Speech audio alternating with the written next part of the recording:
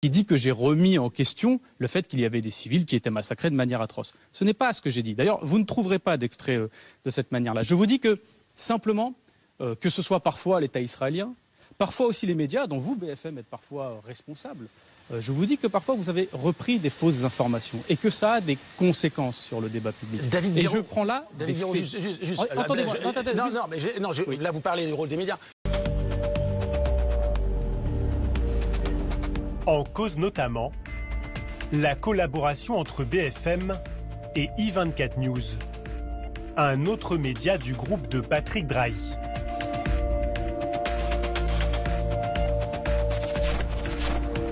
Cette chaîne, basée en Israël, va fournir des plateaux et des duplex pour BFM TV, juste après les massacres du 7 octobre. Relayant, dans l'émotion, une fausse information sur des bébés décapités. On parle d'enfants, de femmes à qui on a coupé la tête. On parle de dizaines de morts ici, non seulement ici. Je peux aussi vous renvoyer la responsabilité quand votre parti et vous-même avez réagi et vous êtes scandalisé à juste titre, ça avait été vrai, après le bombardement d'un hôpital qui a fait 750 morts. On s'est finalement aperçu que ce n'était pas l'État Israël, c'était plutôt le djihad islamique et le bilan était de 13 morts. Et là aussi, vous avez foncé. Vous savez que ce sont des situations extrêmement compliquées. Mais je pense que j'ai tort. Moi, je n'ai pas... Non, c'est pas ça. C'est que sur l'hôpital, en vérité, on n'a toujours pas de faits vérifiables qui permettent d'accréditer cette thèse. Mais typiquement, par exemple, sur l'histoire dont vous avez cité du bébé dans le four. J'ai peut-être eu, c'est vrai, le fait de l'aborder avec légèreté et peut-être... ça, c'est peut-être quelque chose qu'on peut me reprocher. Je peux le comprendre, très honnêtement, parce que c'est un sujet grave. Donc ça, je peux l'entendre. Mais je ne veux pas laisser passer des choses qu'a dit M. Klugman. Cette affaire sordide de bébé dans le four n'a pas existé lors du 7 octobre. Ce n'est pas moi qui le dis, c'est Libération. Ce sont des journaux israéliens. Et donc moi, dans cette conférence où on parle de beaucoup de choses, je prends des faits précis, des faits historiquement vérifiés, et je dis, attention, cette manière de ne pas prendre de précautions dans le traitement de l'information a des conséquences. Par exemple, quand vous, BFM TV, vous avez passé 3 ou 4 jours à parler de ces étoiles de David taguées en bleu, vous remarquerez que je n'avais pas réagi. Je ne voulais pas réagir parce que je voulais donner le bénéfice du doute, parce que je me suis dit c'est peut-être possible. Mais la forme de l'étoile, la couleur bleue, moi, me semblait être plutôt un message de soutien, mais ce n'est pas très grave.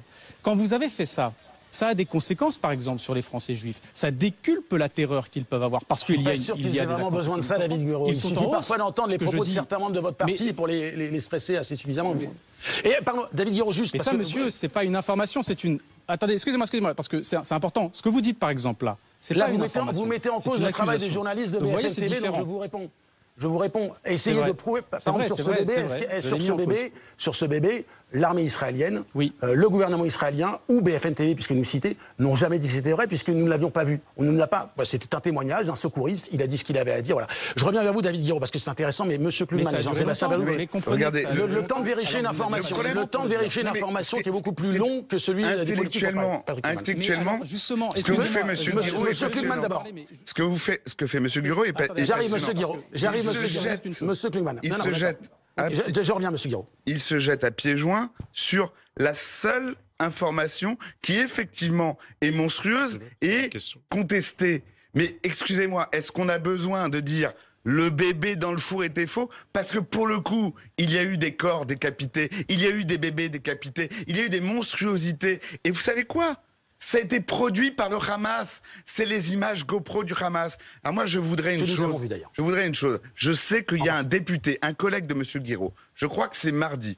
Il est le président du groupe d'amitié France-Israël. Il organise la diffusion de ces images produites par le Hamas. Des massacres perpétrés par le Hamas. Est-ce que M. Guiraud veut bien nous faire la gentillesse, avant de se réexprimer là-dessus, de se rendre à cette diffusion à l'Assemblée nationale auquel il peut avoir accès, contrairement à nous, et de regarder la réalité. Et au lieu de se jeter avec une jubilation sur les seuls faits contestables, comme nous sommes écrasés par des faits qui, eux, ne le sont pas, elle est là, la malhonnêteté intellectuelle. Vous vous jetez avec une jubilation sur les seuls points qui sont contestables ou contestés, et vous occultez, et vous en servez pour occulter ce qui nous arrive en ce moment. Monsieur Klugman. Réponse de M. Guiraud. Réponse de M. Guiraud, et puis après j'irai vers Jean-Sébastien Ferjou. Allez-y. Monsieur Kliegmann, il me semble que vous êtes avocat. Pour vous, les faits, c'est pas quelque chose avec lequel on peut jouer. Et les mots, c'est pas quelque chose avec lequel on peut jouer. Sur, par exemple, cette histoire du bébé dans le four, c'est pas une version qui est contestée. C'est une version qui est démentie. C'est-à-dire que, y compris l'armée israélienne, n'a jamais confirmé cette information. Donc vous voyez, c'est pas mais arrêtez contesté. d'ergoter. Ce n'est pas vous comme ne vous le faites dites. qu'ergoter, Attendez, monsieur. Pardonnez-moi, je suis en de duplex. drame, on parle de corps, il faut on juste parle que de je mort. puisse parler. Je vais aller sur ce que vous dites. Vous avez Allez, raison. monsieur Guiraud. Eh bien, précisément, puisque l'on parle de mort, on a une responsabilité dans le traitement de la vérité.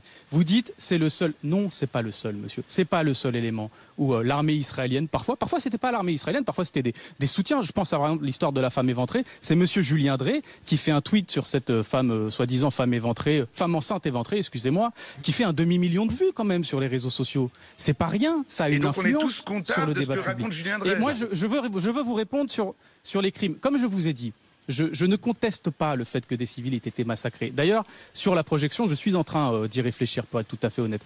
Je suis en train d'y réfléchir et pour vous le dire, je me demande si j'y vais en me disant que c'est peut-être un moment où je peux partager la peine. Vous voyez, de compatriotes français, juifs, ou de Français qui se sont sentis touchés, pour partager la peine, pas pour rentrer dans votre débat, monsieur. Parce que le débat après politique, c'est mais pourquoi est-ce qu'il n'y a pas une diffusion vis-à-vis des Palestiniens qui sont massacrés aussi? Voilà, moi je demande juste qu'on traite également les choses et que les voix des Palestiniens comptent aussi. Parce que nous avons du mal à... Une question de l'armée israélienne, monsieur, c'est elle qui bombarde l'AFP.